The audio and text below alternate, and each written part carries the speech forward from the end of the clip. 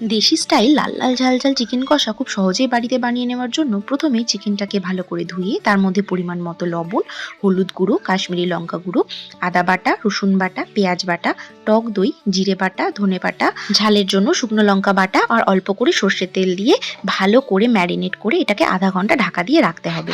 এই রেসিপিটা কিন্তু বাটা মশলাতে খেতেই বেশি ভালো লাগে, তো তোমরাও বাটা মশলা দিয়ে এটা করো।